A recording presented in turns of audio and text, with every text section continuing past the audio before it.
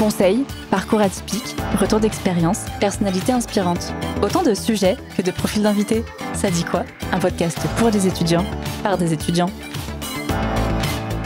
Salut à tous, c'est Louison. Je suis ravie de vous accueillir pour ce nouvel épisode de Ça dit quoi pour explorer un sujet essentiel, la santé des étudiants. Pourquoi est-il si important d'en prendre soin et comment y parvenir au quotidien? Entre les cours, les examens, le travail et tous les autres aspects de notre vie quotidienne, il est parfois difficile de trouver un équilibre.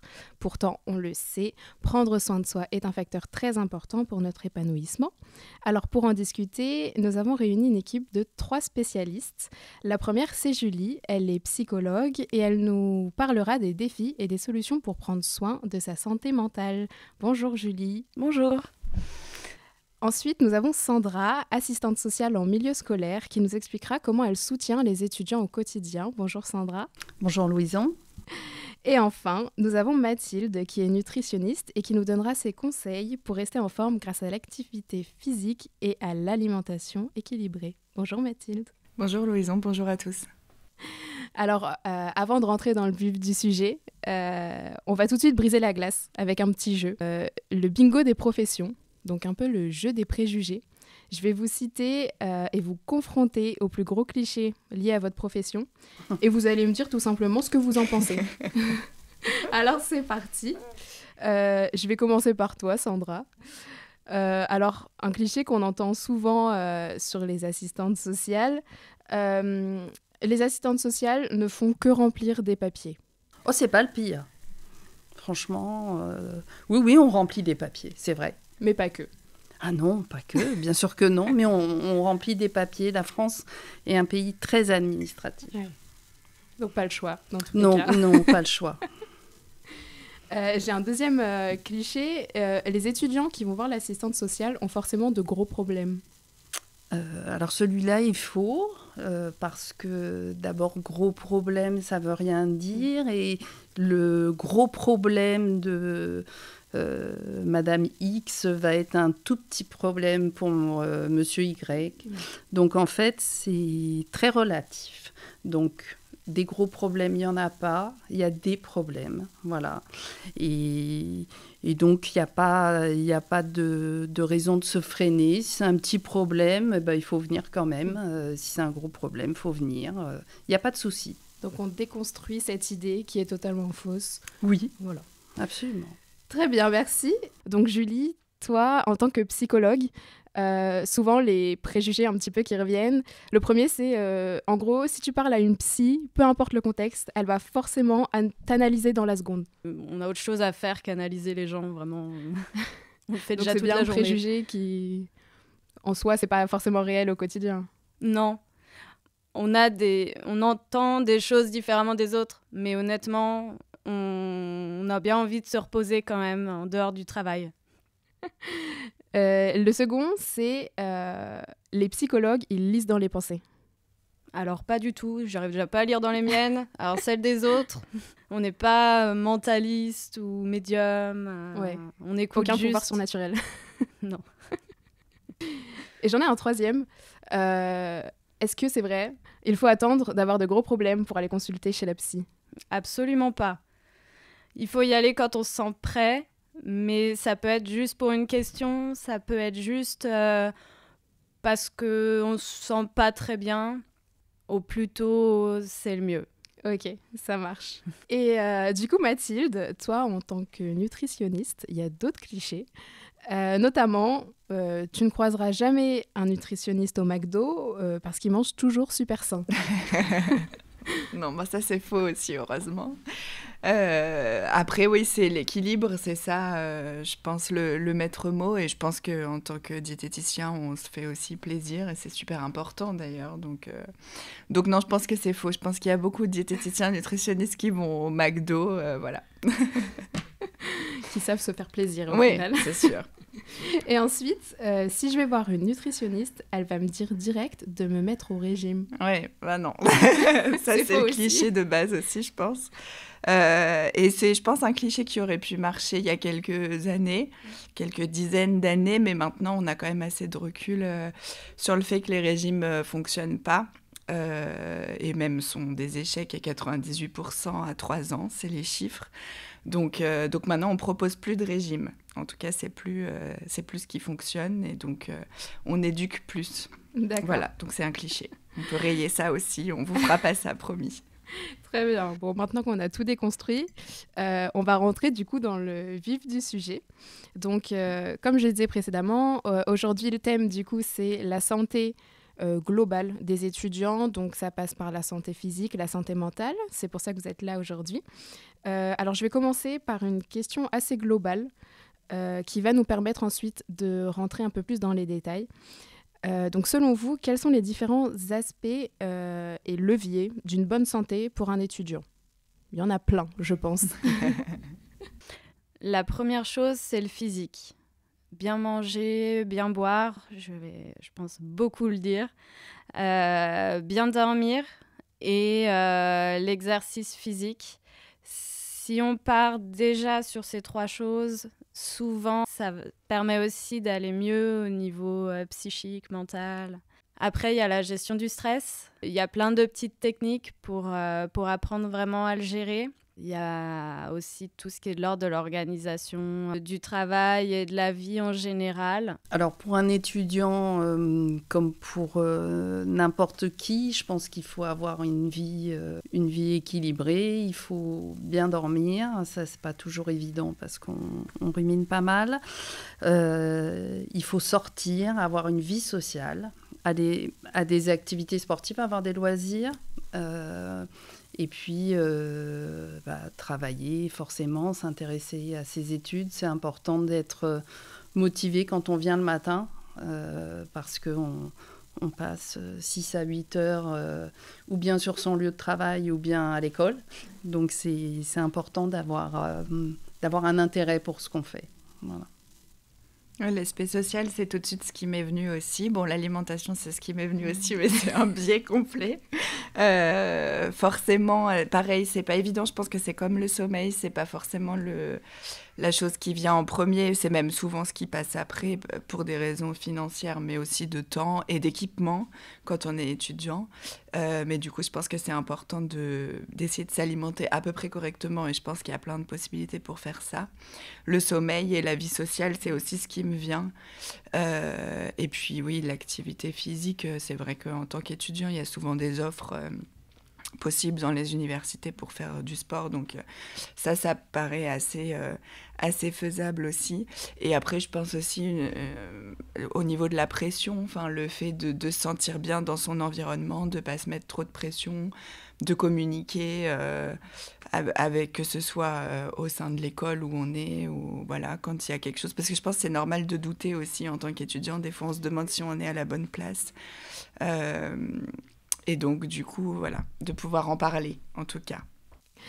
Justement, Mathilde, est-ce que tu peux peut-être nous expliquer rapidement le lien entre notre alimentation et notre santé mentale ? C'est vaste.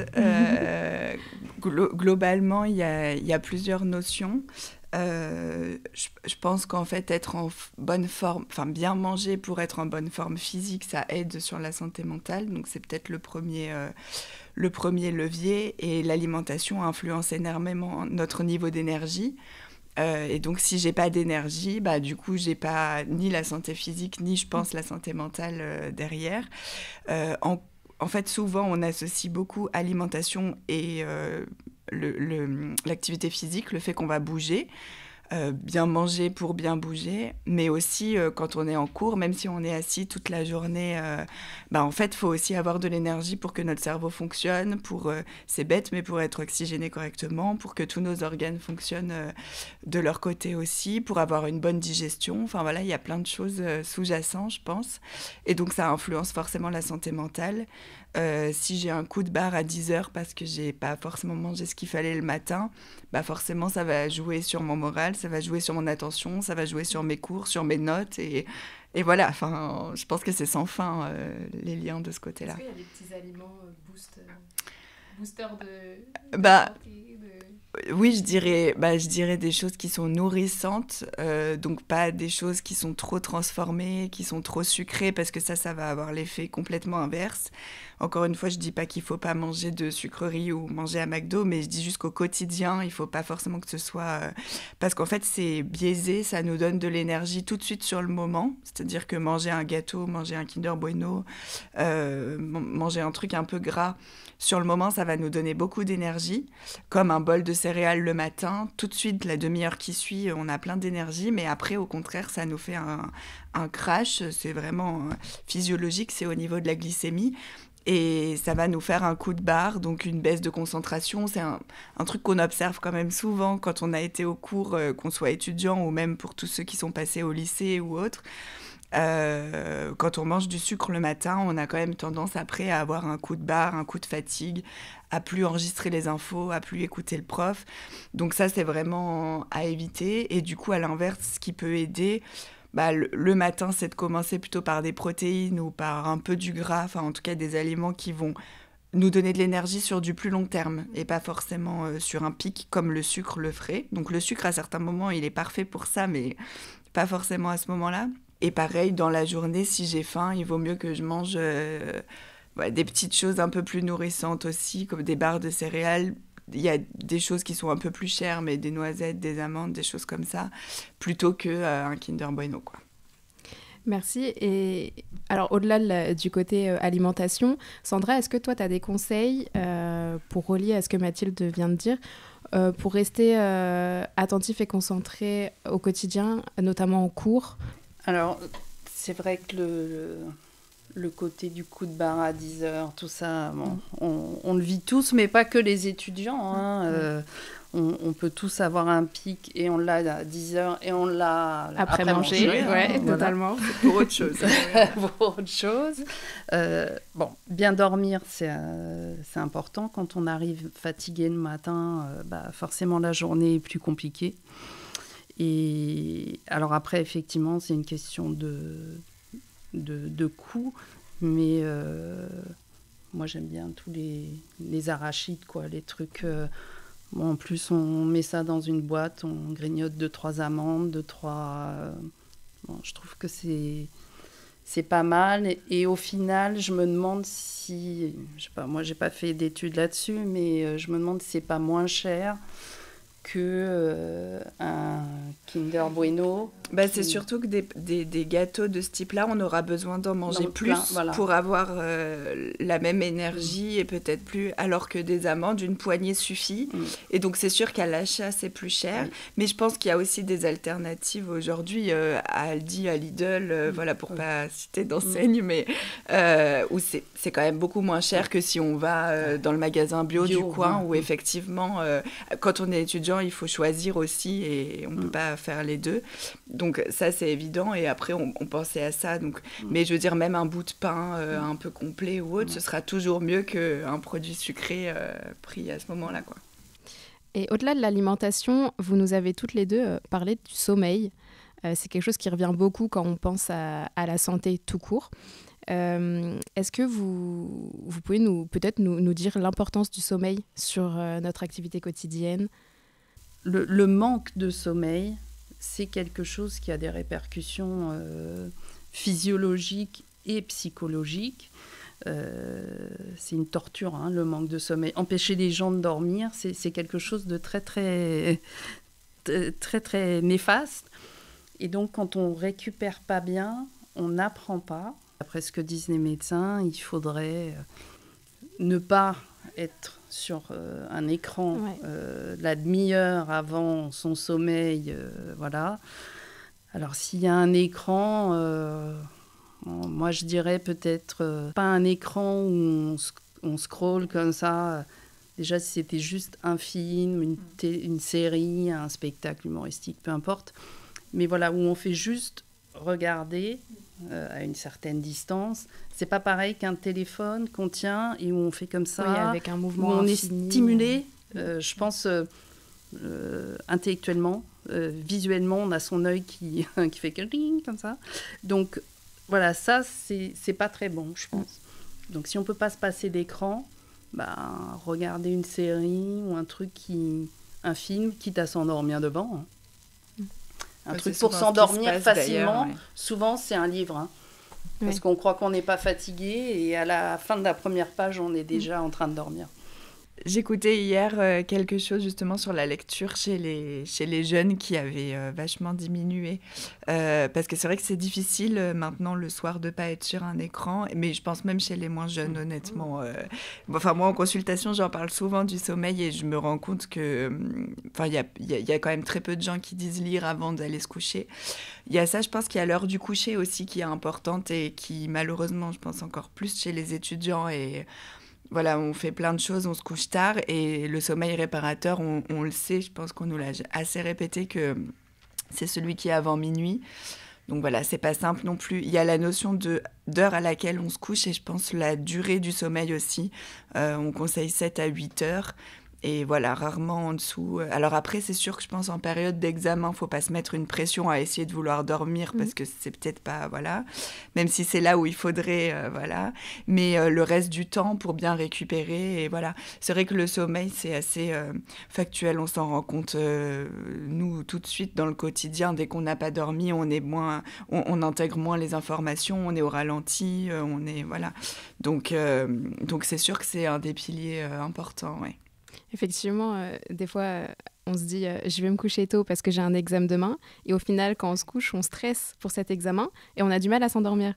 Alors, que ce soit la nuit ou le jour au quotidien, est-ce que vous avez des petites astuces, petits conseils pour diminuer ce stress et gérer, ce stress? Alors, je vais prendre l'exemple des étudiants qui sont dans une petite chambre, ou en tout cas qui ont leur espace de travail dans leur chambre rangé. Parce que sinon, la première chose que vous voyez le matin en vous levant, c'est votre ordinateur, vos cours, etc. Et la dernière chose que vous voyez avant de dormir, c'est la même chose. Notre cerveau, en fait, quand on dort, on rêve. Et le rêve, il semblerait que ce soit un processus un peu d'archive. J'archive tout ce que j'ai fait de ma journée, du mois dernier, etc. La première chose qui va archiver, c'est la dernière chose qu'il a vue. Et en fait, il remonte comme ça dans le temps. Donc, le fait d'avoir un espace un peu tranquille, de vraiment couper. Je ne vais pas me coucher juste après avoir révisé un truc. Pouvoir se faire une petite pause, un petit rituel de calme. Comme on disait, soit je vais regarder ma série, soit lire un bouquin, etc. Ça permet déjà de se mettre dans du calme. Et donc, ça aide déjà pas mal à l'endormissement. Si ça persiste, s'il y a des ruminations, des choses comme ça, il y a pas mal de techniques de visualisation. Il y en a une qui est assez puissante qu'on appelle le contenant. En gros, j'imagine une boîte que je vais pouvoir fermer très solidement. Si possible, pas forcément une boîte que j'ai dans mon espace quotidien, privé, personnel. Et en fait, à l'intérieur, je vais mettre toutes les choses qui me dérangent, qui me prennent la tête et que je ne peux pas régler dans l'immédiat. Sans les lister, sans les détailler, je les mets à l'intérieur de cette boîte. Je ferme la boîte, enfin avant même. Je vais juste dire à ces choses que je vais y revenir. Mais quand je le décide, à mon rythme, dans de bonnes conditions, une fois que c'est à peu près calme à l'intérieur, je ferme et je le mets dans un endroit qui est un peu tranquille et où ça va pouvoir m'attendre. Par contre, si ça ne fonctionne pas, parce que des fois, la visualisation, ça ne parle pas à tout le monde, ça peut être de se poser la question, qu'est-ce que je peux faire pour ça ? J'ai oublié d'envoyer un message à quelqu'un et ça me tourne en tête. Je peux lui envoyer maintenant. Par contre, demain, j'ai un rendez-vous important. À 22h, je ne peux pas faire grand-chose. Et c'est un peu de se dire, bon, ça, c'est là, je le repousse, je ne peux rien faire, je vais y repenser. Je sais que je vais y repenser, c'est important. Donc, ça ne va pas disparaître de notre pensée. Mais le fait de dire, ça, je le mets de côté, là, ce n'est pas le moment, des fois, ça permet un peu de calmer les choses. Après, il y a tout ce qui est relaxation, méditation. Il y a pas mal d'applis qui sont pas mal pour la méditation guidée. Et puis les techniques de respiration. Le plus connu, c'est la cohérence cardiaque, où on fait 5 minutes d'inspiration, 5 secondes d'inspiration, 5 secondes d'expiration pendant 5 minutes. 5 minutes, c'est ce qu'il nous faut pour calmer le corps. En gros, quand on est stressé, on est dans un système qu'on appelle le système sympathique. C'est le même système qu'on utilise pour courir, pour être en colère aussi. Et ça ne va pas nous aider à dormir. Il faut mieux passer dans le système qu'on appelle vagal.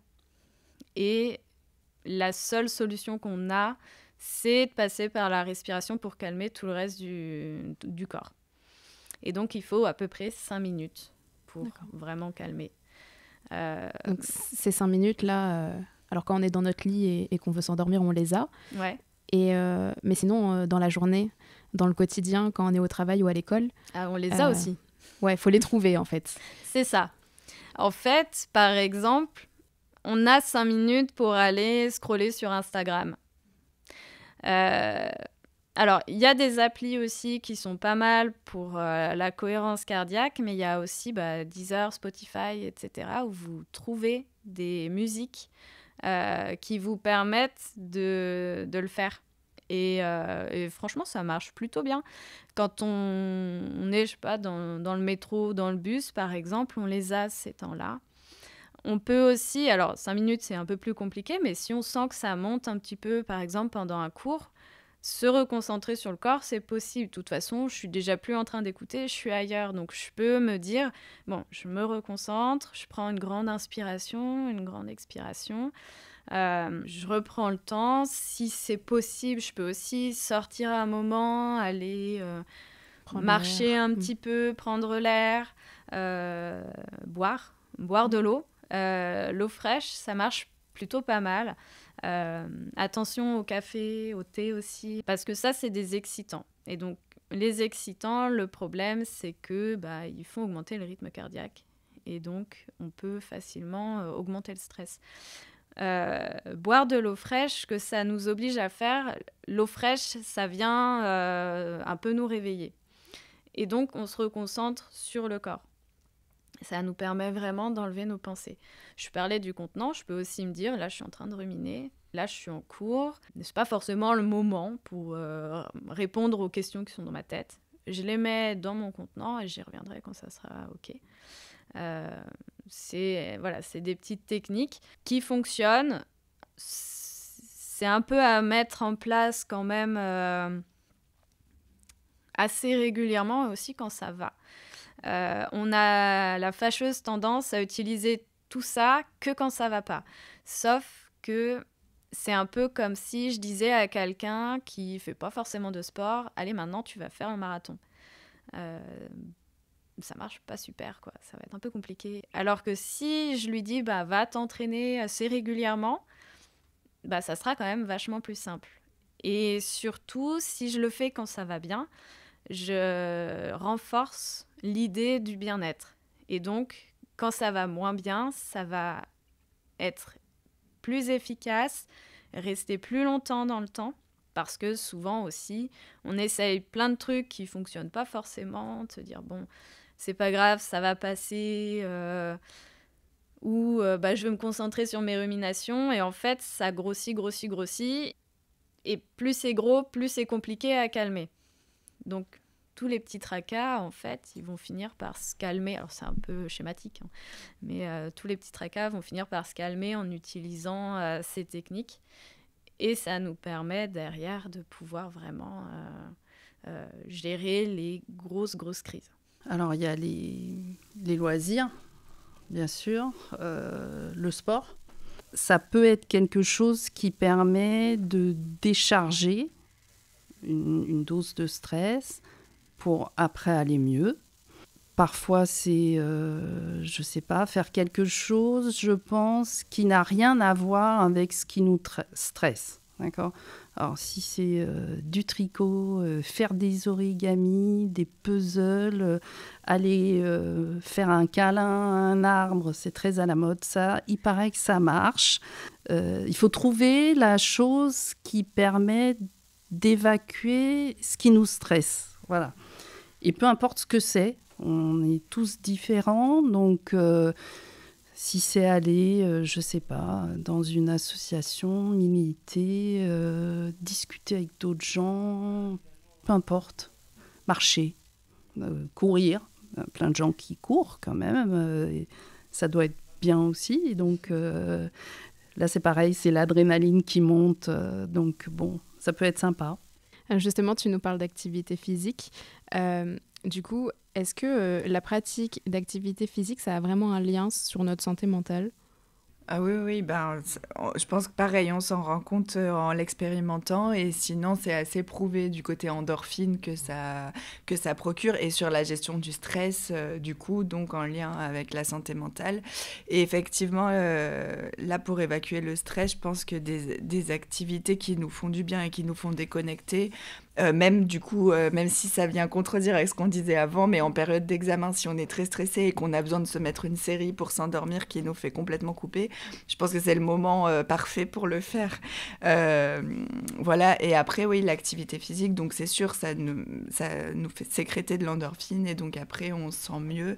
Après, encore faut-il ne pas le faire par contrainte et trouver une activité physique qui nous convient, à la fois sur le plan de l'intensité, sur le fait est-ce que c'est collectif, pas collectif, est-ce que c'est fait tout seul à l'extérieur ou dans une salle. Enfin, après, ça, je pense qu'on est tous différents. Et il ne faut pas se forcer à faire un truc à la mode qui ne nous convient pas parce que, à l'inverse, je pense que ça peut générer du stress et du coup, pas du tout être intéressant. Par contre, si c'est quelque chose qui nous plaît, où on y va sans contrainte, et je pense que c'est extrêmement bénéfique sur la santé mentale et sur la santé physique et sur tout le reste. Ouais. Mais justement, sans forcément se contraindre à s'inscrire, par exemple, à la salle de sport, parce que c'est ce que beaucoup font sans forcément respecter l'engagement qu'il y a derrière. Est-ce que peut-être vous avez des petites pratiques, exercices tout simples et rapides à faire non seulement chez soi quand on a le temps, mais aussi peut-être au quotidien quand on a 15 minutes de pause dans notre journée ? Je suis très mauvaise conseillère. Je n'ai jamais réussi à faire quelque chose chez moi. Alors, je sais qu'il y a plein de choses sur Internet qui disent comment faire en 15 minutes, des choses sans appareil, juste assis par terre ou ce genre de choses. Moi, j'y arrive pas. J'ai besoin d'être avec d'autres pour pouvoir avoir de la motivation. Mais il y a des gens qui sont très, très réguliers, qui ont cette motivation quotidienne qui les porte, enfin voilà, qui ont besoin de rien et de personne. C'est difficile. Ça, je pense que c'est parce qu'ils ont trouvé quelque chose qui leur convenait à eux. Effectivement, je pense que c'est comme tu le disais, on est tous différents. Si on préfère le faire tout seul, effectivement, il y a des gens chez eux, ils arrivent à se motiver, à sortir leur tapis, à se mettre une vidéo YouTube. Et donc ça, c'est possible. Du coup, sans matériel, aujourd'hui, sur YouTube, il y a un contenu énorme là-dessus, sur des séances qui vont, en plus, vous pouvez choisir la durée de, franchement, 10 minutes, déjà, un truc un peu intense pour bien évacuer, à 45 minutes, aussi du stretching, donc des trucs plus légers. Donc franchement, il y a une offre énorme. Après, ça peut juste être de sortir, mettre ses chaussures et aller prendre l'air. Parce que ça, on a parlé de la gestion du stress le soir. Franchement, c'est tout bête, mais se mettre un podcast dans les oreilles ou appeler quelqu'un et sortir faire un tour, voir la lumière du jour. Alors, même s'il fait nuit, mais en tout cas, ressentir... franchement, je pense que c'est déjà la première chose qui peut nous faire... ça et la respiration, peut-être pour évacuer le stress, c'est les deux premières choses... prendre l'air et respirer. Et donc après, pour l'activité physique, c'est juste ça qui est important. Pour s'y tenir, il faut trouver quelque chose qui nous convient, qui nous plaît, où on n'y va pas avec une contrainte et on va s'étonner à être motivé parce que c'est quelque chose qui nous va et dans l'emploi du temps et dans la pratique. Ouais. Sur des grandes villes comme Lyon, il doit y avoir beaucoup de MJC ou ce genre de choses où il y a des associations sportives, c'est-à-dire que c'est pas forcément très cher, c'est pas des clubs sportifs, c'est des associations et souvent le montant annuel tourne autour de 100 €. Et donc c'est moins cher qu'une salle de sport. Oui, et il y a du bénévolat aussi. Il y a plein de, par exemple, en course à pied, parce que c'est ce que je connais, mais je pense que ça existe dans d'autres choses. À Lyon, en tout cas, il y a au parc, il y a des fois des gens qui vont courir ensemble, et même des cours de sport un peu, squat, choses comme ça. Je sais qu'il y en a au parc de la Tête d'Or, donc je pense qu'il faut se renseigner de ce côté-là, mais il y a beaucoup de choses qui existent en gratuit ou effectivement peu cher. Et je pense dans l'offre étudiante, il y a souvent aussi des choses qui sont proposées. Donc, il faut être curieux et aller découvrir et voir si ça nous convient ou pas. Et après, dans le quotidien, c'est les choses un peu classiques qu'on entend. Tu posais la question, mais c'est prendre les escaliers plutôt que l'ascenseur, essayer pendant les pauses, de sortir un peu et marcher plutôt que de rester assis entre deux cours. Voilà, des petites choses comme ça. Déjà, pour bouger un peu, ça fait du bien. Alors, je rejoins, il y a quelques secondes, vous parliez de budget. Et du coup, je rejoins aussi le sujet de l'alimentation. Parce que ça peut parfois être compliqué pour un étudiant de manger équilibré à petit budget. Est-ce que, Mathilde, tu as des petits conseils ou des techniques, ou simplement, est-ce que tu peux nous citer des aliments de base qui sont peu chers et qui peuvent être suffisants pour constituer une bonne alimentation ? Alors, il y a plein de choses à dire. C'est vrai qu'il y a beaucoup de contraintes, comme on disait tout à l'heure, quand on est étudiant, parce qu'il y a le budget, mais il y a aussi l'équipement. Parce que les premières choses qui me viennent quand on parle de petit budget, moi, je pense aux conserves et au surgelé. Le surgelé, malheureusement, il y a quand même beaucoup d'étudiants qui n'ont pas de congélateur. Donc ça, on va le mettre un peu de côté, mais j'en parle quand même au cas où. Parce que si vous avez un congélateur, tout ce qui est légumes surgelés, déjà coupés, on gagne et du temps et c'est aussi moins cher parfois. Donc du coup, c'est très pratique. Et surtout, ça se stocke longtemps. Donc des fois, c'est aussi plus simple. Parce qu'on sait que chez les étudiants, il y a aussi cette problématique de s'organiser, de réfléchir à ça, parce qu'on a aussi d'autres choses dans la tête. Donc voilà, il y a effectivement les conserves, il y a des choses un peu brutes en conserve, des haricots verts, des petits pois, des pois chiches, tous ces aliments-là, ce sera moins cher et aussi beaucoup plus facile à préparer. Après, dans ce qui est le moins cher, c'est aussi de consommer de saison, donc d'essayer d'aller vers des fruits et légumes qui sont de saison et pas des framboises là en ce moment, parce que forcément ça va coûter beaucoup plus cher et en plus il n'y aura pas grand-chose dedans pour votre santé, donc voilà. Mais du coup, voilà, de saison. Après, d'essayer de faire avec des produits bruts quand c'est possible, parce que des pâtes, quelques carottes, et puis pourquoi pas une protéine en conserve ou des œufs qui sont un peu moins chers. On peut faire déjà un plat complet et on n'a pas dépensé beaucoup d'argent. Il y a, pour les protéines, parce que c'est souvent ce qui coûte un peu cher, la viande, le poisson, il y a effectivement les conserves qui sont une bonne alternative. Je pense aux conserves de sardines, de maquereaux, qui sont des bons produits et qui coûtent un peu moins cher que le frais et qui sont aussi plus faciles à stocker dans notre logement. Les œufs, qui sont des protéines super et qui sont aussi moins chers. Et puis après, de temps en temps, voilà, essayer de s'acheter... pareil, dans les sources de protéines, le jambon, ce sera un peu moins cher qu'une viande de poisson, donc ça peut... Une pièce de viande, pardon. Donc ça peut dépanner aussi. Voilà, faut essayer de regarder. La truite est moins chère que le saumon, si je veux me faire plaisir une fois dans le mois, voilà. Il y a au sein des catégories, des choses qui sont moins chères. Les plats végétariens sont aussi forcément moins chers, donc avec des pois chiches, avec des lentilles corail. On peut faire des plats complets, des poêlés. Là, en ce moment, on se coupe une carotte ou une courge, on rajoute une brique de lait de coco et on rajoute une boîte de pois chiches avec des épices. On a un plat et voilà, si on veut rajouter du riz, tant mieux. Ça nous fait plusieurs repas. Donc, je pense que c'est aussi à la fois économique et à la fois extrêmement pratique quand on est étudiant et qu'on n'a pas trop le temps, et pas tomber dans le piège d'aller tout le temps manger dehors, parce que je pense que ça, c'est finalement déjà peut-être un peu moins bon pour la santé, et en plus, au final, ça revient plus cher. On parlait tout à l'heure du coût, mais... Donc, se faire des plats maison, parfois simples aussi, mais un peu complets, qu'on peut faire en grande quantité, une soupe. Voilà, au supermarché, souvent, il y a des mélanges des bacs avec plusieurs légumes, ils appellent ça mélange à potage. Vous mettez tout ça, vous pouvez faire une soupe et puis ça vous fait ça sur plusieurs repas. On fait des pâtes à côté et c'est déjà assez bien. Donc voilà, après plus classiquement, la composition, faut essayer de mettre des légumes, des féculents et une source de protéines si on peut. quand on peut, on n'est pas obligé d'en mettre une à chaque repas, essayer d'en mettre une par jour, donc au moins voilà, les protéines un peu moins chères, les œufs, les conserves ou éventuellement le jambon. Une fois dans la journée, c'est pas mal. Et puis après, le soir, on peut faire un repas végétarien sans problème, c'est-à-dire juste féculents, légumes, une salade avec un peu de pâtes ou de lentilles ou je ne sais quoi, ou alors on rajoute un peu des légumes secs, des protéines végétales. Tu nous as pas beaucoup parlé de fruits. Oui, bah, les fruits, ouais. Si je disais avant, on consommait de saison. Là, Oui. en ce moment, c'est vrai que les fruits, c'est pas... on n'est pas hyper fournis à part... Les agrumes. Ouais, on commence à avoir aussi un peu, voilà, les clémentines, les mandarines, souvent on aime bien. Il y a les pommes et il y a les poires. Alors les fruits, oui, c'est important, effectivement. Et je pense qu'aussi, il ne faut pas tomber dans ce truc de vouloir consommer forcément bio, parce qu'aujourd'hui, on entend aussi beaucoup ça.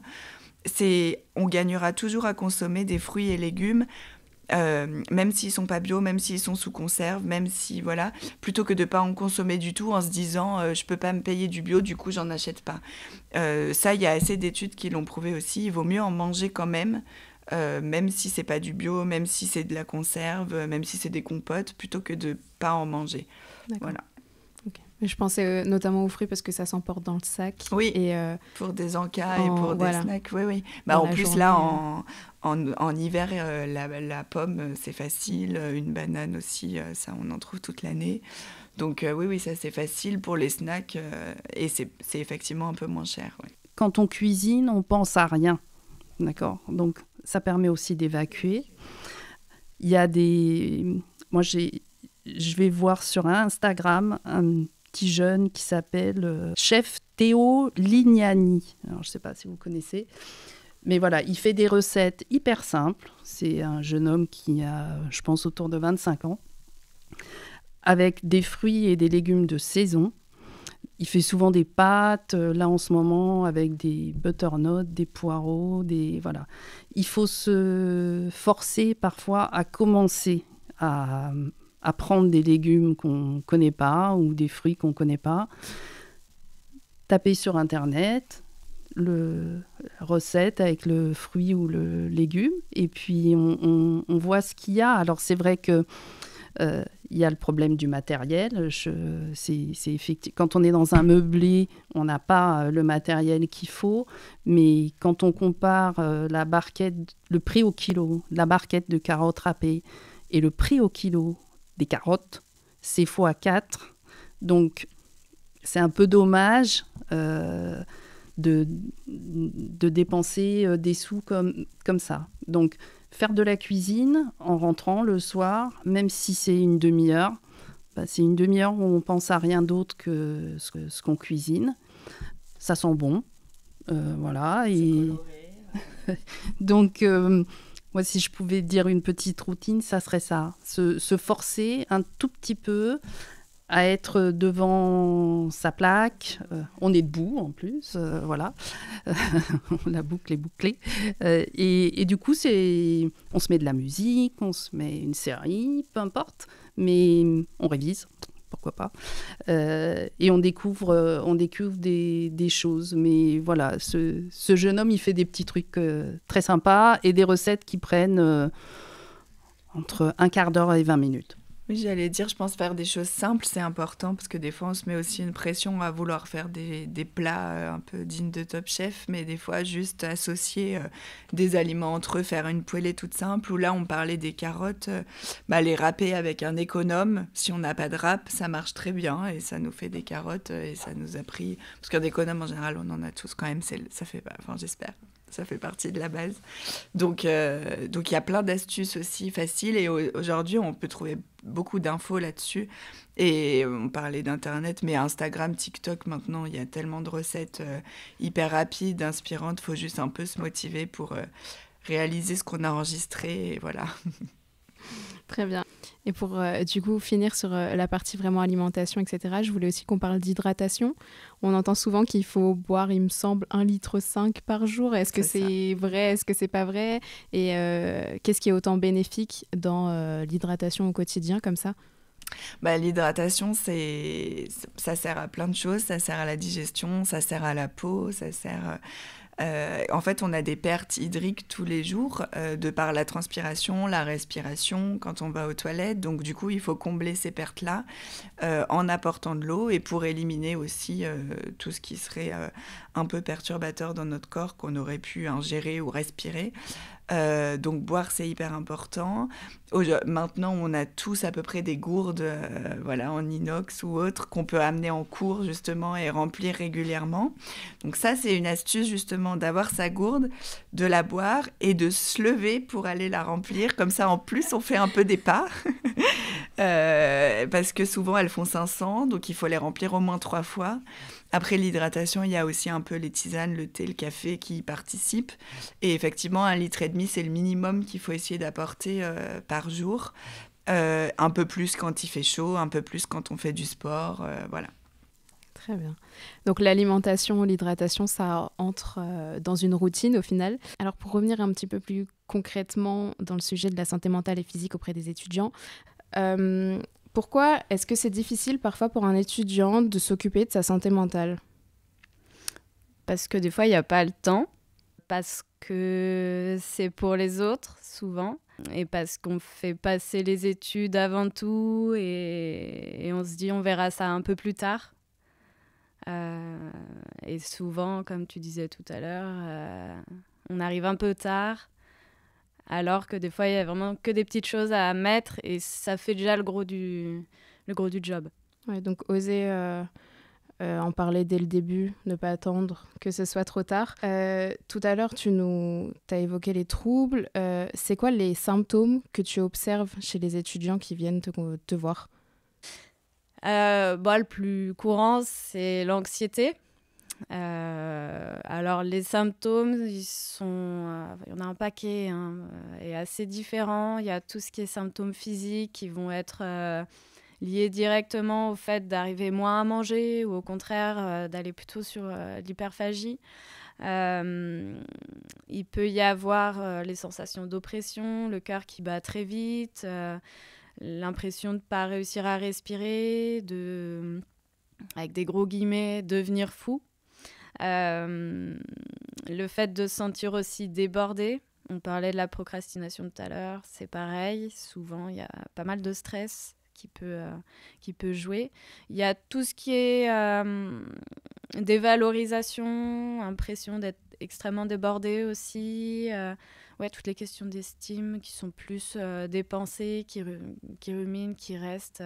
La perte aussi des fois de motivation, c'est ce qu'on retrouve le plus. Des fois, il peut y avoir les TOC aussi. Il y a pas mal de personnes, en fait, qui géraient leur TOC avant et au moment du passage aux études, souvent quand ils sont seuls, quand ils doivent s'occuper de leur appart, du quotidien, on voit que les TOC arrivent, enfin en tout cas sont plus présents. Alors là, tu nous cites beaucoup de symptômes. Peut-être que certains des auditeurs se reconnaissent dans certains. Alors justement, à partir de quand on saute le cap, à partir de quand on sait qu'on a besoin d'aller voir un professionnel ? Et surtout, il y a aussi une stigmatisation autour du fait d'aller voir un professionnel. Comment est-ce qu'on enlève cette barrière ? À partir de quand on saute le pas ? Quand on se sent prêt. Parce que des fois, ça arrive que des gens viennent parce que d'autres leur ont mis un ultimatum et ça donne rarement vraiment quelque chose. Il faut y aller quand on se dit « ça va pas et je sais pas trop comment faire ». Il y a pas vraiment de moment où on se dit là, il faut y aller. En tant qu'étudiant, quand on détecte que un de nos camarades a un souci, comment est-ce qu'on demande de l'aide pour quelqu'un d'autre ? Est-ce qu'on peut le faire sans se sentir trop intrusif ? Est-ce que ça se fait et comment on le fait ? Il faut le faire. C'est important de renvoyer qu'on le fait parce qu'on s'inquiète et pas parce qu'on a envie de gérer la vie des gens. Il faut aussi aller au rythme de la personne, comme je disais tout à l'heure. Ça sert à rien de forcer quelqu'un parce que de toute façon, ça va pas forcément prendre. Alors là, je parle vraiment s'il n'y a pas d'urgence vitale, parce que l'urgence passe avant tout. Si on sent que un ami ou une personne de la classe s'isole un peu, vient moins souvent, a l'air de stresser, voilà, vit un peu plus en noir, etc., de simplement lui dire qu'on s'inquiète, qu'on préférerait qu'elle puisse un peu nous parler, etc. C'est pas intrusif, parce qu'on ne demande pas forcément les détails, on ne demande pas à ce que la personne nous dise absolument tout. Et par contre, il faut aussi pouvoir se protéger soi-même. Il ne faut pas essayer de porter les problèmes de tout le monde, parce qu'en fait, on finit par s'épuiser et c'est pas vraiment le but. Et souvent, ce qu'il y a d'intéressant, c'est d'en parler aussi à d'autres personnes, que ce soit d'autres personnes du groupe, aussi pour ne pas porter une responsabilité tout seul. Et aussi à des professionnels, que ce soit des professionnels de l'école, de la fac, que ce soit à d'autres professionnels. Si soi-même, on va voir un psy, on peut lui en parler pour voir un peu ce qui peut être mis en place. En tout cas, c'est vraiment important de ne pas rester seul avec ça, quoi. Est-ce que c'est parfois difficile d'aborder des sujets un peu lourds ou sensibles, notamment avec des étudiants? Il y a beaucoup de jeunes qui ont du mal à parler, et une fois qu'ils sautent le pas et qu'ils sont devant toi, comment tu fais vraiment pour aborder des sujets qui sont assez sensibles? Alors, je vais à leur rythme. J'y vais parce qu'il faut quand même y aller. On doit vraiment montrer aux personnes qu'on est là pour entendre, on ne juge pas.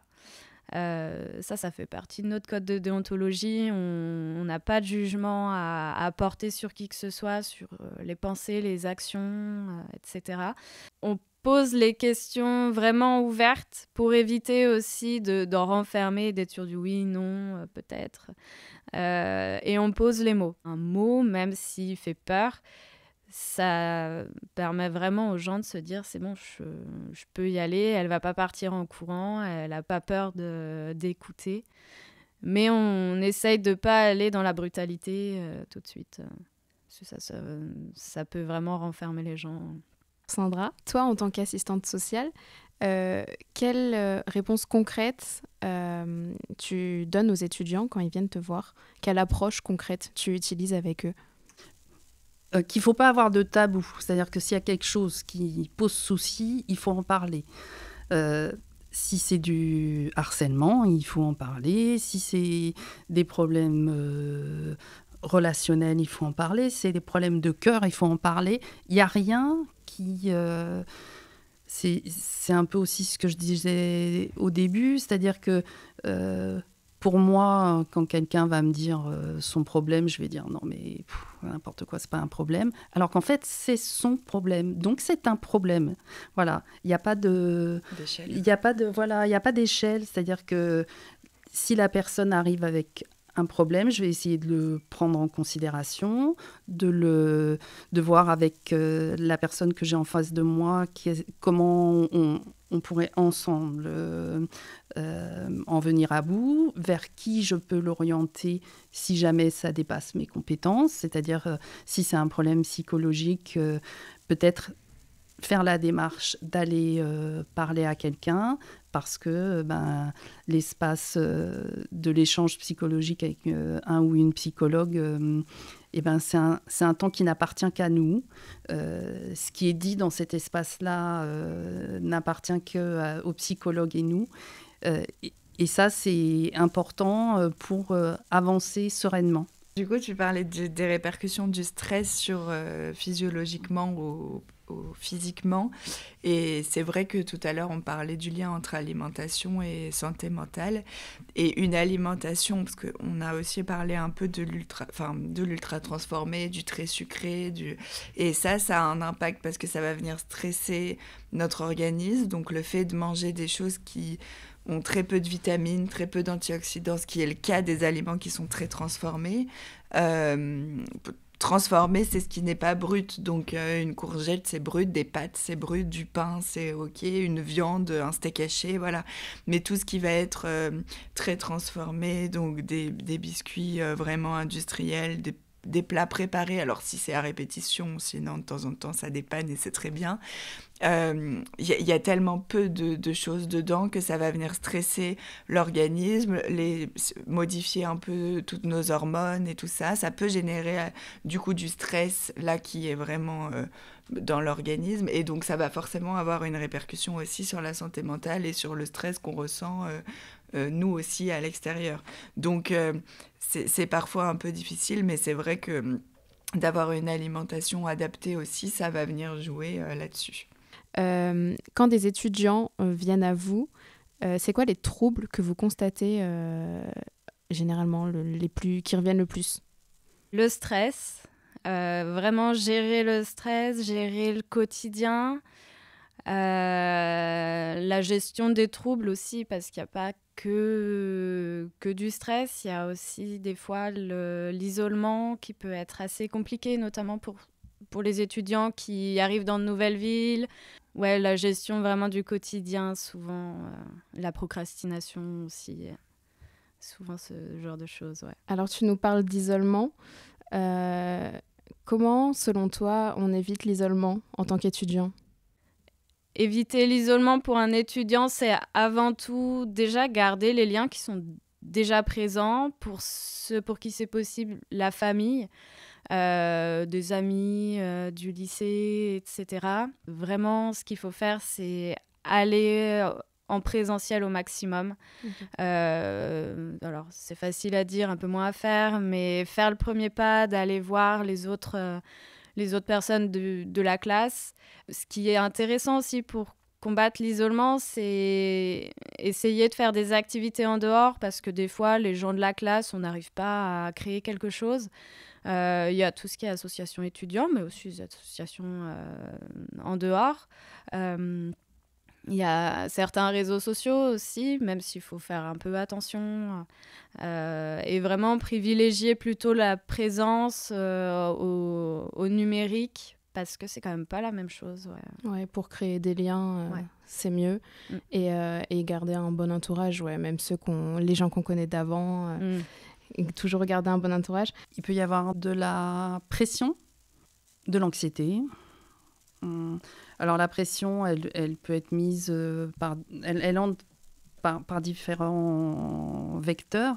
Ça peut être de la pression à l'école, de la pression en entreprise pour vos étudiants qui sont en alternance, mais il y a aussi la pression familiale parfois, parce que on ne veut pas décevoir ses parents qui nous payent une école ou qui nous ont dit il faut faire ceci, cela, parce que ça arrive encore beaucoup.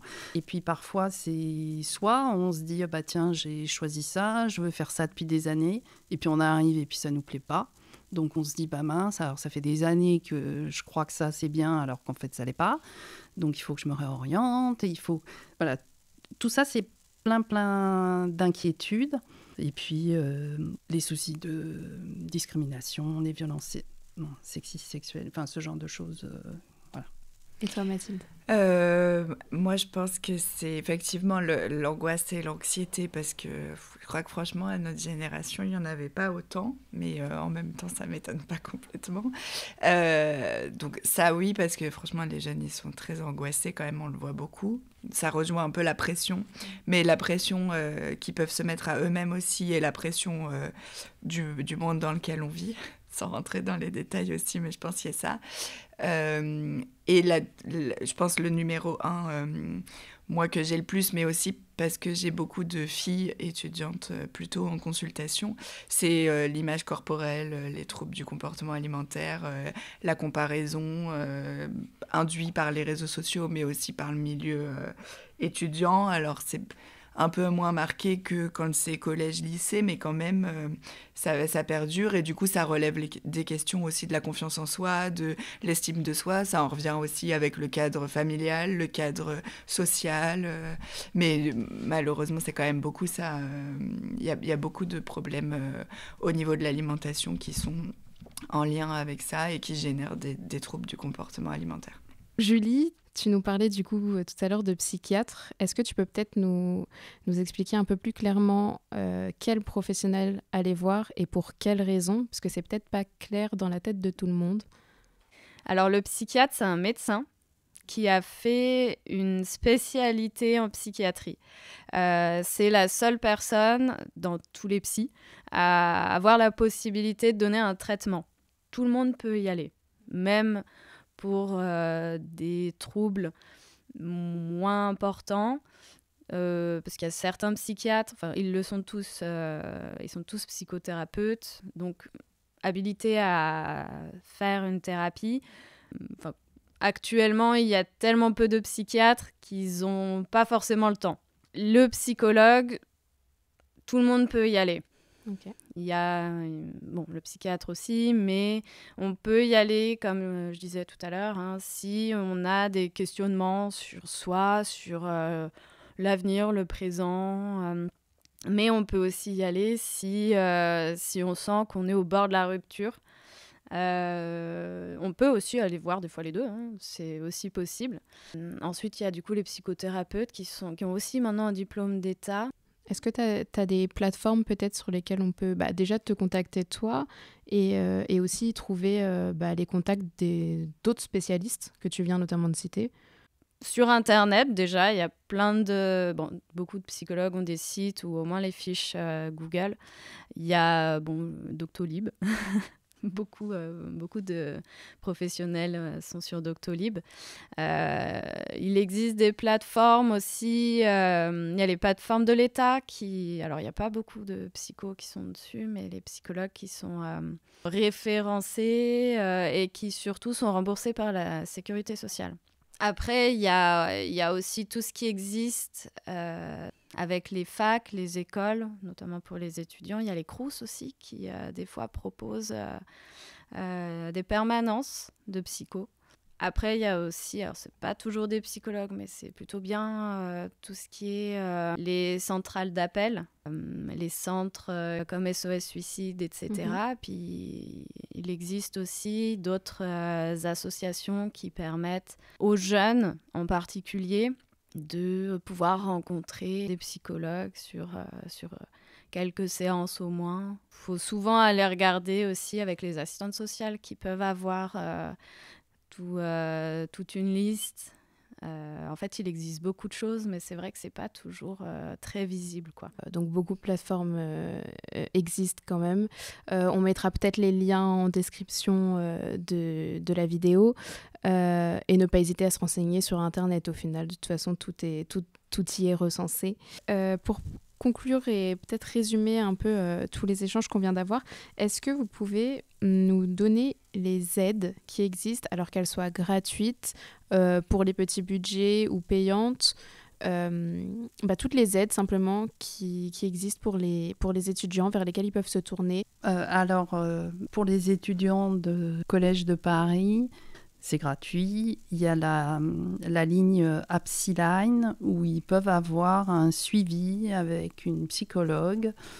Je dis une parce que je crois que c'est 2 femmes qui sont spécialement dédiées aux étudiants de Collège de Paris. Et il faut bien dire quand ils appellent, puisque les coordonnées doivent être quelque part dans l'école, il faut bien dire quand ils appellent qu'ils font partie du groupe Collège de Paris. Après, en ville, y a, pour les soins, il y a tout le milieu hospitalier public. Les rendez-vous sont longs, mais malgré tout, c'est quand même bien. Avoir un médecin généraliste pour tout un chacun, c'est bien aussi, mais c'est compliqué, je le sais. Et pour les femmes, avoir un suivi gynécologique, c'est compliqué aussi.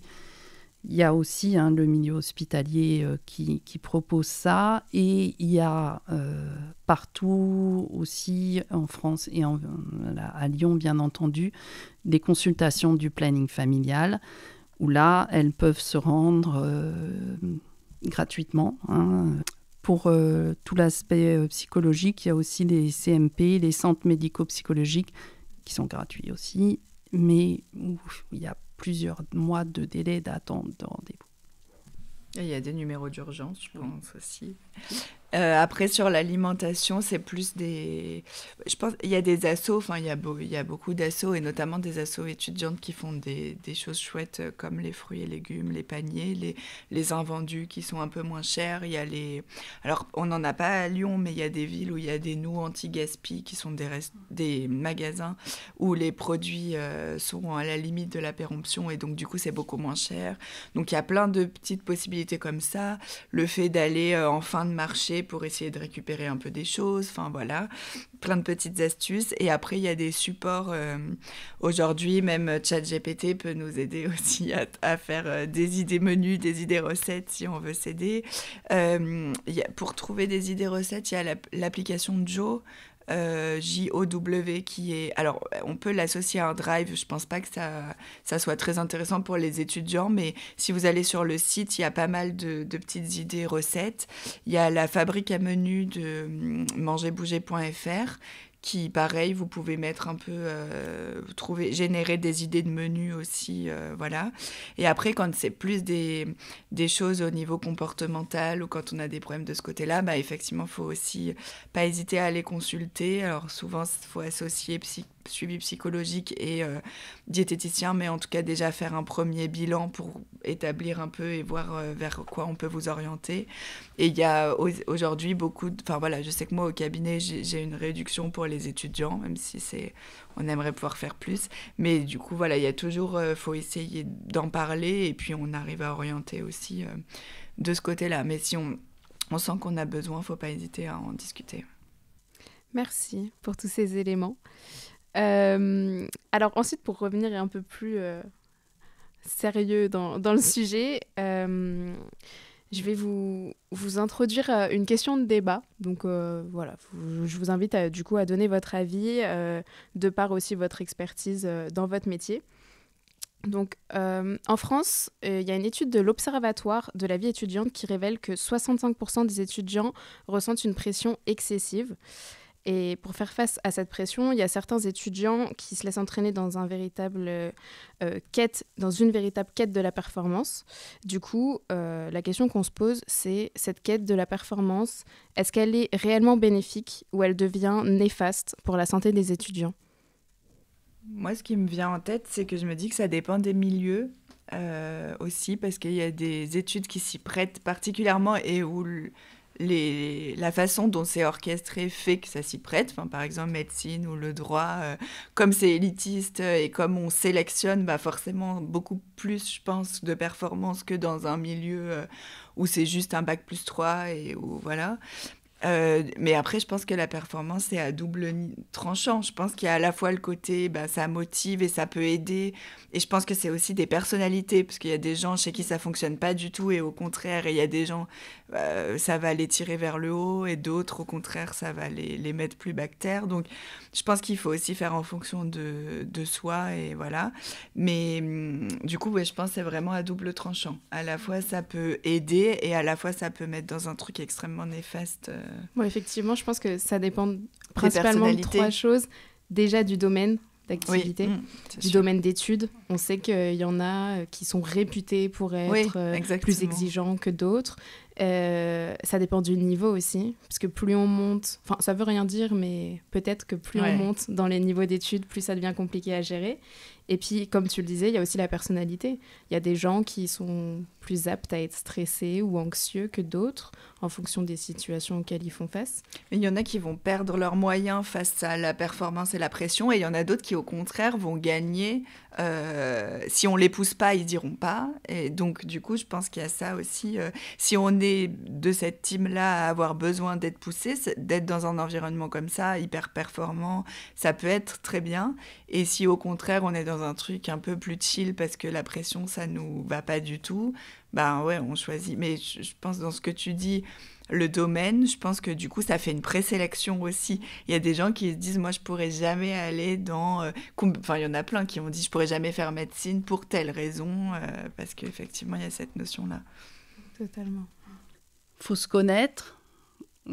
On a souvent eu une première expérience au bac où on a vu que peut-être parfois à l'oral, on perdait ses moyens, hein, comme tu disais, où on pensait qu'on assurait, et puis le fait de se retrouver face à un jury, d'un seul coup on est figé. Bon, on ne sait pas tant qu'on ne l'a pas fait. Tu dis faut se connaître, mais je trouve que quand on est étudiant, c'est l'âge où on se connaît le moins. Ouais. Du coup, c'est super difficile. Et je pense qu'il y a une pression qu'on peut se mettre tout seul aussi. Je pense notamment... moi, j'ai fait des études en droit avant d'être diététicienne et j'ai été major de promo en 3e année, mais je pense que je me suis mis une pression toute seule pour être major de promo. Jamais personne me l'a mis, jamais personne me l'a demandé. Mais quand on commence à être un peu dans le haut et que du coup, on se met après, je pense que ça m'a engendré une pression... que je me suis mise toute seule parce que j'ai été major le 1er semestre et donc du coup on a envie de l'être le 2e et donc du coup on entre dans un truc alors que je suis pas du tout compétitrice. Oui, au final, faut savoir aussi jauger d'où vient la pression, parce que des fois on se met la pression tout seul. Mais des fois on se met la pression. Des fois ça seul, vient aussi de l'école, des professeurs qui peuvent être exigeants ou même du travail. De la famille aussi. Mais oui, ou de la famille, totalement. Il faut savoir aussi un peu jauger ça et prendre aussi du recul sur ça, c'est clair. Mais il y a des personnes chez qui c'est très stimulant intellectuellement d'avoir... C'est de l'adrénaline sportive. Hein. Mais c'est souvent aussi des gens qui aiment la compétition en sport, voilà, qui aiment arriver premier, qui n'aiment pas perdre au jeu. Enfin, il y a quand même toujours quelque chose d'un peu... Et il y a une notion d'éducation, je pense, du coup. Ça dépend aussi comment on a été éduqués. Sûrement. C'est sûr. Sûrement. Oui, on réagit tous différemment à la pression déjà. Et puis même, on parle de quête de performance, mais il n'y a pas tous les étudiants qui se mettent ça en tête. Ah non, c'est sûr. Mais des fois, fois, avoir 10 aussi subjectif. et passer tranquille, c'est bien aussi. Hein, il y en a plein. On connaît tous des gens au bac qui ont dit 10,5, ça passe, ils sont contents, ils n'ont pas cherché à faire plus. Et des fois, ça suffit encore plus quand on a un projet, je pense. Oui, totalement. Alors, il y a quelque chose qui est, je crois, enseigné dans les écoles de commerce. Peut-être que certains connaissent ici. Ça s'appelle la théorie du bocal à cornichons. Je ne sais pas si vous connaissez. Voilà. Donc, ils pourront chercher sur Internet, les auditeurs. Globalement, en fait, c'est une théorie qui date d'il y a une 20aine d'années, où l'enseignant était arrivé devant l'amphi avec un bocal. Et sur sa table, il y avait des cailloux, des gros cailloux, des galets, du gravier, du sable et de l'eau. Et donc, le but, c'est de faire... Tout rentre, hein, d'accord ? Le but, c'est de tout faire rentrer sans que ça déborde. Et donc, il y a un ordre. C'est-à-dire qu'il faut commencer par le plus gros et terminer par l'eau, parce que l'eau va s'infiltrer partout. Et le but dans sa vie, c'est de savoir qu'est-ce qu'on met en priorité. Donc, c'est quoi le gros caillou ? Et ça peut changer d'une année sur l'autre. Hein. Ce n'est pas quelque chose de figé à vie. Mais en tous les cas, c'est important à un moment donné de se poser et de se dire, peut-être cette année, parce que je suis en M2 et que je vais avoir mon diplôme, le plus gros caillou que je mette dans mon bocal, c'est ça. Et après, ça va être ça. Et après, ça va être ça. Et il faut que tout rentre. Donc, il faut nommer les choses et garder à chacune l'importance qu'elle a. C'est-à-dire que si c'est la plus importante, il faut se concentrer là-dessus, quitte à, cette année, pas faire de sport. Je referai l'année prochaine, c'est pas grave. Mais cette année, mon gros caillou, c'est ça. Voilà. Et donc, alors c'est beaucoup mieux expliqué quand vous allez sur le... Je vous mets ça comme ça, mais c'est intéressant. C'est une théorie qui est plutôt sympathique. C'est de dire qu'il faut prioriser, en fait. Oui, voilà. Mais ça, justement, c'est difficile, des fois, en tant qu'étudiant, de prioriser. Déjà, c'est difficile dans son quotidien, au travail et à l'école, et après, dans la globalité, de savoir est-ce que je priorise l'école ou... je pense pas qu'il faut prioriser forcément l'un et l'autre, mais il faut savoir quelle énergie mettre où, en fait. Mais c'est ce que je disais tout à l'heure dans le fait qu'on se connaissait pas à cet âge-là, et en fait, on a l'impression qu'il faut tout faire rentrer mais en fait, on se rend pas compte que l'année prochaine, ce sera complètement différent et qu'on arrivera à faire des trucs qu'on n'arrivait pas du tout à faire cette année. Et ça, on n'a pas de recul à 20 ans et je pense qu'à 30 ans, on en a moins qu'à 40 et ainsi de suite. Mais c'est en grandissant qu'on se rend compte de ça. On veut tout de suite tout mettre, effectivement, d'un coup, alors qu'en fait, on fera différemment l'année d'après et on profitera des trucs qu'on n'avait pas pu profiter. Oui, peut-être qu'en tant qu'étudiant, on n'a peut-être pas cette vision aussi. On voit pas ce qu'il y a après, mais c'est sûr. C'est normal, c'est normal. Parce qu'il y a la jeunesse, comme tu disais, et il ne faut pas oublier une chose. Alors, ça fait un peu vieille de dire ça, mais bon, je suis vieille, donc c'est les plus belles années. C'est vos plus belles années. Vraiment, voilà. Étudiant, c'est top. Alors, vous avez des notes, vous avez l'entreprise quand vous êtes en alternance et tout, mais il y a une insouciance, et il y a la joie, il y a les sorties, les fêtes, les amours, les amis, les drames, les chagrins, mais c'est quelque chose d'exaltant. Voilà. Et surtout, on le revit pas. Voilà. Franchement, du coup, alors, on peut avoir une reconversion professionnelle, mais c'est pas pareil. On sera les vieux de la promo. On ne revit pas notre jeunesse non plus. C'est ça. Ça nous fait pas rajeunir.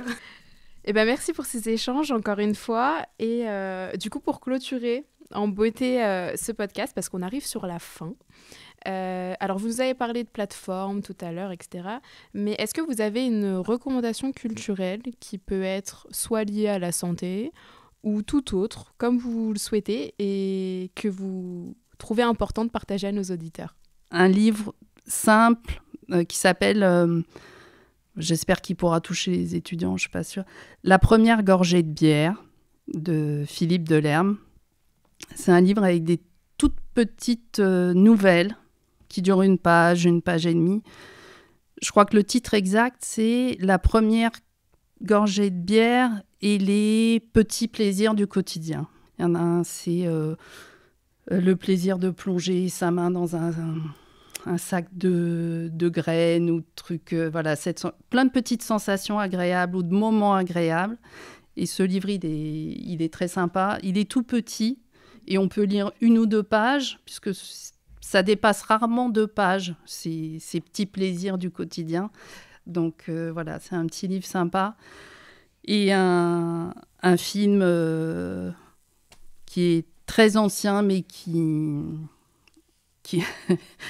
pour moi reste le film qui met là aussi de bonne humeur et qui a des scènes cultes, plusieurs. C'est Quand Harry rencontre Sally, voilà, qui est une comédie romantique qui date, je pense, des années 80. Mais voilà, où il y a 2-3 scènes cultes que tout le monde connaît probablement, mais qui ne savent pas qui c'est dans ce film-là. Alors, du côté de la psycho, il y a un livre qui est pas mal, qui s'appelle « Prenons soin de nous », qui est d'un psychiatre, je crois qu'il est lyonnais même. C'est Emmanuel Contamin. Il est super bien parce qu'il y a plein de petites techniques pour se soigner. Et vraiment, il est vraiment super. En recommandation un peu plus... culturelle ou quoi que ce soit, il y a une série que j'aime beaucoup qui fait réfléchir et qui s'appelle Dark. D'accord, je connais pas du tout. C'est une série allemande et c'est un peu un casse-tête et jusqu'à la fin on réfléchit quoi. On peut pas la regarder en faisant autre chose parce que c'est sur quelle plateforme? C'est Netflix. D'accord, ok. Alors, moi, j'ai eu un peu de mal à trouver. La première chose à laquelle j'ai pensé, je ne sais pas trop pourquoi j'ai pensé à ça, comme on est à Lyon, j'ai pensé à Fourvière et quand j'y étais allée il y a quelque temps, j'avais fait la visite insolite de Fourvière. Moi, je suis née à Lyon, donc je connais Lyon par cœur et Fourvière, je l'ai visité des milliards de fois. Mais du coup, un jour, je voulais le faire visiter à quelqu'un qui ne connaissait pas Lyon et on a fait la visite insolite de Fourvière, ça s'appelle comme ça. Vous pouvez réserver et en fait, on rentre dans Fourvière, on monte sur les toits, un truc qu'on n'a jamais vu et auquel on ne peut pas aller tout seul. Et donc, du coup, j'ai trouvé ça super chouette. Je pense à la fois pour quelqu'un qui connaît pas Lyon, mais aussi pour quelqu'un qui connaît vraiment, parce que pour le coup, moi, je connaissais, mais on rentre vraiment dans des choses qu'on connaissait pas et c'est hyper intéressant. Donc ça, j'ai vraiment adoré. Et après, en recommandation sur des films, alors c'est peut-être un peu bizarre de recommander un dessin animé, mais je pense que ce que je recommanderais, c'est Vice Versa. 1 et 2. Alors le 2 est plus axé quand on est un peu plus âgé, mais bon, les deux sont vraiment géniaux. Comme ça parle des émotions, je pense que c'est un bon parallèle aussi avec la santé mentale. Le deuxième parle beaucoup de, comme ça traite l'adolescence, de l'angoisse, de l'anxiété, de ces émotions-là qu'on traverse, et je pense en tant qu'étudiant qu'on traverse aussi. Donc je pense que si on peut se faire une soirée film vice-versa 1 et 2, c'est très bien, avec des pop-corn et tout, sucré ou salé, ça dépend quel team on est, mais voilà. Je valide. Et est-ce que vous avez un petit mot de la fin pour conclure? Un petit conseil, ce que vous souhaitez? Restez pas seul et buvez de l'eau. Clair, net et précis. Voilà. Alors, je vais dire une réflexion marrante pour relativiser, d'accord, qui est que chaque problème a sa solution et que s'il n'y a pas de solution, c'est qu'il n'y a pas de problème. Voilà, donc à méditer. Moi, je dirais un mot de la fin sur l'alimentation.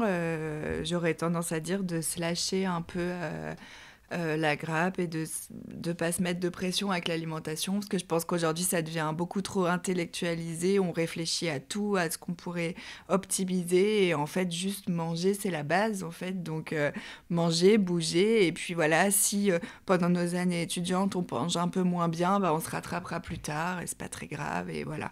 Donc, ce qu'il faut retenir souvent dans l'alimentation, c'est d'essayer d'avoir de la variété, et de l'équilibre comme on peut. Voilà, si je mange un McDo, j'essaye de manger à la maison de temps en temps, et voilà, tout se passera bien. Pas de pression. C'est noté. Tout est noté. Merci beaucoup pour tout ce que vous nous avez apporté aujourd'hui. Donc nous sommes sur la fin de ce podcast, et donc je tiens à vous remercier très chaleureusement d'avoir fait le déplacement, de nous avoir consacré du temps. Où est-ce qu'on peut vous retrouver? Peut-être votre LinkedIn, ou on mettra le lien en barre d'infos, si vous souhaitez le partager à l'oral. Alors moi, normalement, tous les étudiants ont mes coordonnées, téléphone et mail pour prendre rendez-vous avec moi. Les étudiants du Collège de Paris. C'est ça. Mon bureau est à La Défense, donc pour les étudiants de Lyon, ça sera exclusivement en visio. Voilà. Et moi, du coup, je vous donnerai mon compte Instagram. Je crois que c'est Mathilde Mény, diététicienne, quelque chose comme ça. Sinon, j'ai mon site internet mathilde-mény.fr, où dessus, il y a un peu des recettes, si jamais ça peut intéresser, des recettes assez simples aussi. Et voilà, sinon, j'ai mon cabinet dans le 9e, donc pas hésiter non plus. Super, on partagera tout ça.